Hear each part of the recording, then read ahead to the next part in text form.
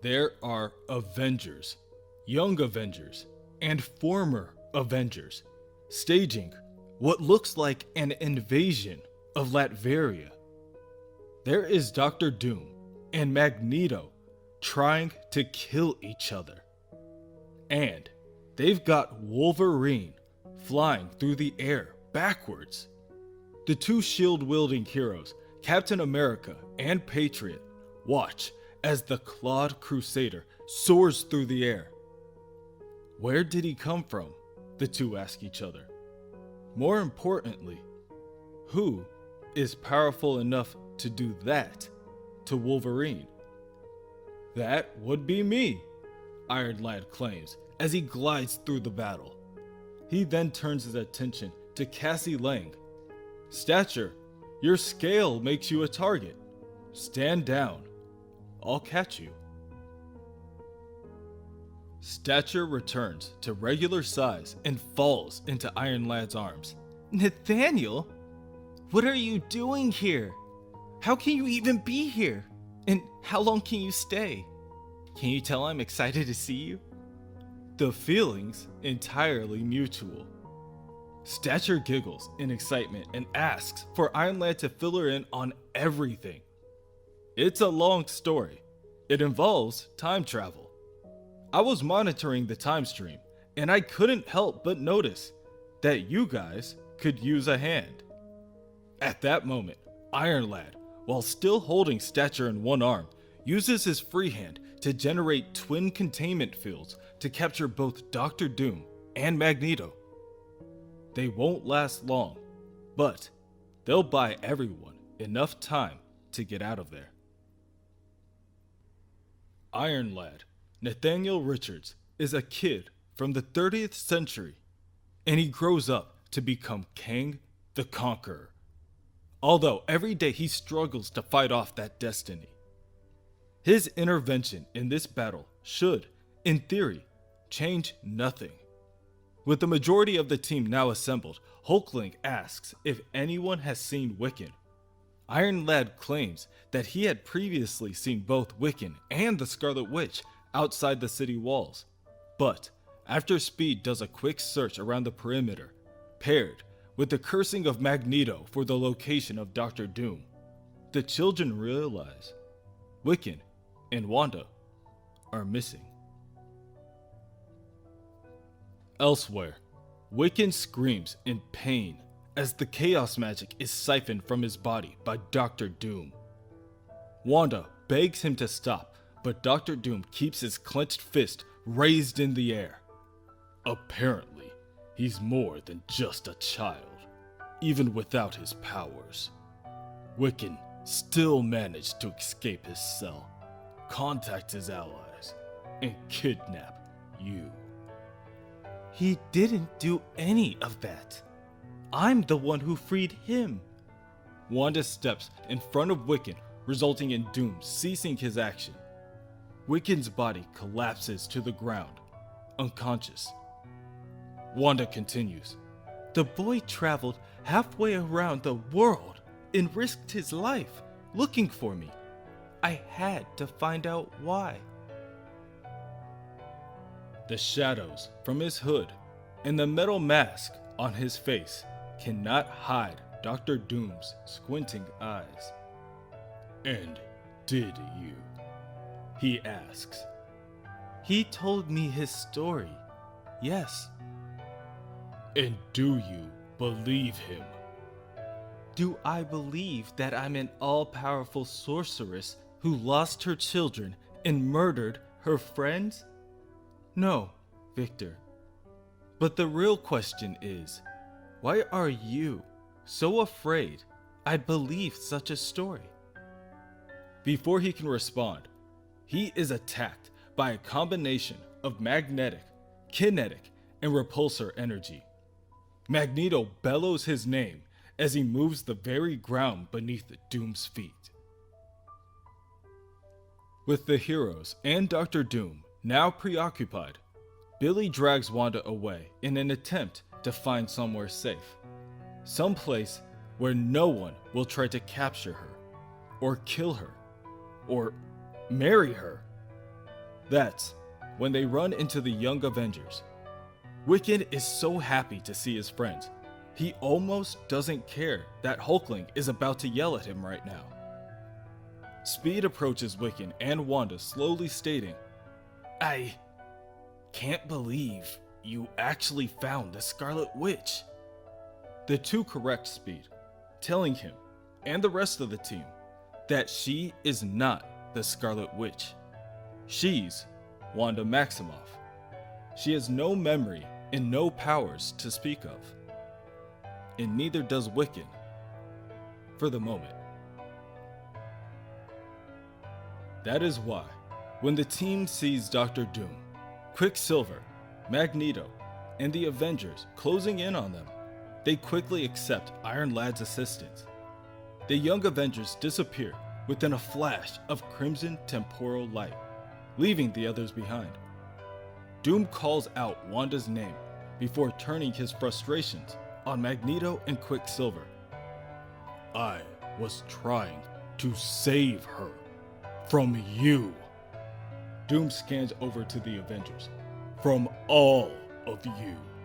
And now, because of you, the most powerful force in the universe has been unleashed into the time stream, where she can rewrite the past or the future just as easily as she said the words, 'No more mutants.'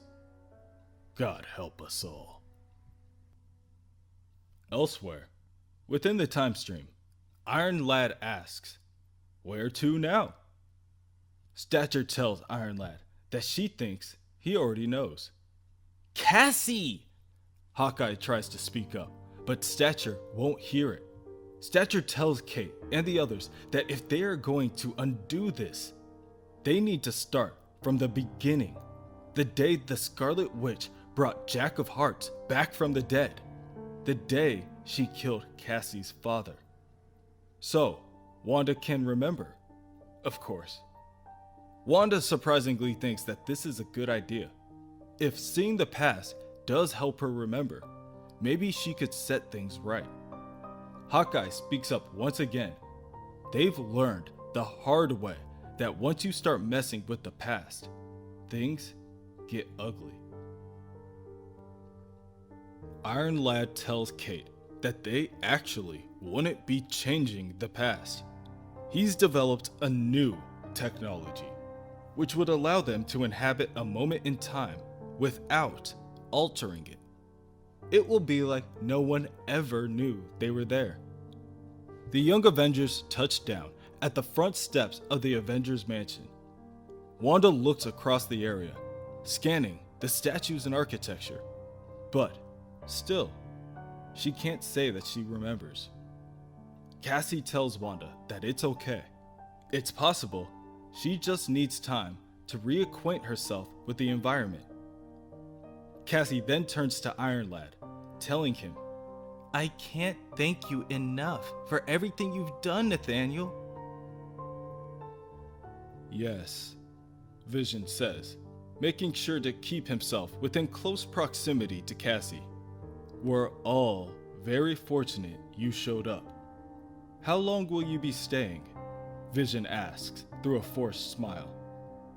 "Barring any unforeseen complications, I don't see any reason why I couldn't rejoin the team permanently. If you'll have me, Cassie." "Of course we will. What wonderful news," Vision says for her. "Oh, speaking of wonderful news, now that Wanda Maximoff is alive and well, I suppose that means you're married." Iron Lad sneers while keeping his focus on Cassie. "According to my research, the Vision and the Scarlet Witch never actually divorced. So, I guess congratulations are in order." Vision nervously looks to Cassie and tries to explain that the Scarlet Witch was married to the former Vision, not him. But Cassie is sidetracked when she sees her father, Scott Lang, the Ant-Man, walking right out the mansion. Cassie drops everything she's doing and runs towards her father. Hawkeye tries to stop her, but Iron Lad tells Hawkeye that it doesn't matter. Cassie can see her father, but he can't see her. A scowl grows on Hawkeye's face as they all watch Ant-Man hug his daughter within his arms. In my defense, Iron Lad chuckles, it is new technology. The minute I power back up, I'll get us out of here, Kate. I promise. On the front steps, Cassie continues to embrace her father. What are you doing here, sweetheart? Scott asks her. Everything okay? It is now, she tells him gleefully. Aren't you supposed to be at your mom's today? And what are you wearing? And who are your friends? They're from school. We're dressing up as Young Avengers for Halloween, and I promised them a tour of the mansion. So, you want to introduce me? You have no idea how much. Cassie walks her father down the steps to her friends, and Iron Lad meets them halfway. This is Nathaniel. It's a pleasure to finally meet you, sir. Iron Lad smiles. That's a pretty impressive getup, young man. They all are. Though I have to say, the Jack of Hearts costume is in poor taste. Oh no, Cassie gasps.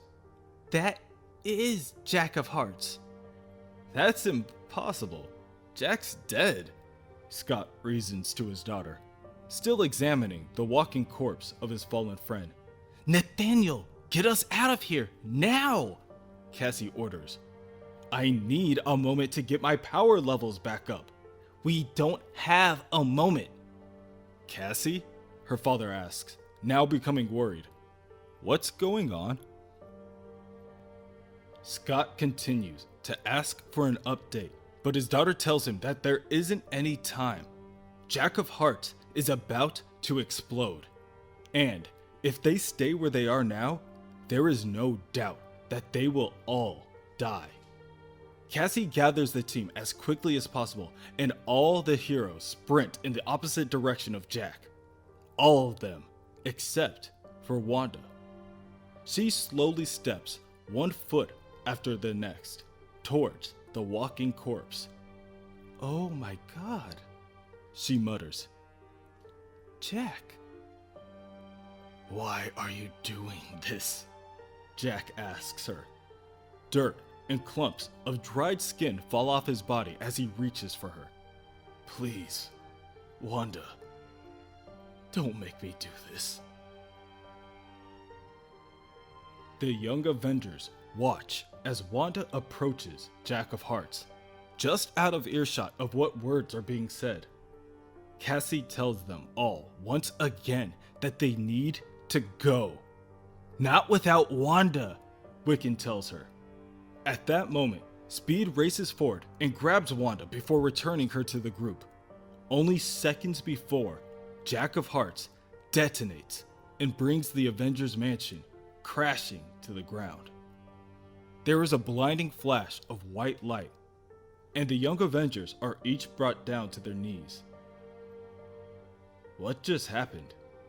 Ant-Man asks. I'm trying to find out, Iron Lad tells him. Jack of Hearts exploded, Cassie mumbles. But Jack of Hearts is dead. He is now, that's for sure. But, Dad, the important thing is you're alive. If that's true, then why is there an Ant-Man memorial in the statuary garden? That is an excellent question, and one that I'm hoping Iron Lad will be able to answer. According to my chronometer, we've returned to your original timeline, Cass, where your father is still dead, though I have no idea why. Excuse me? Scott asks, bewildered. Patriot interjects, stating that this is happening because Iron Lad is a time traveler who refuses to learn from the past. Or maybe he doesn't remember what happened the last time he changed history.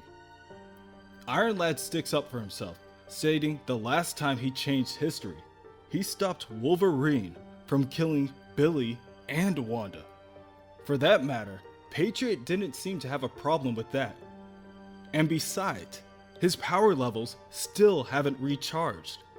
So, there isn't any way he could have brought them back. Then who did?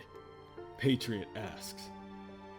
That's when a gust of wind blows by, as Wanda, in her full Scarlet Witch outfit, floats down from the sky, telling the team, I did.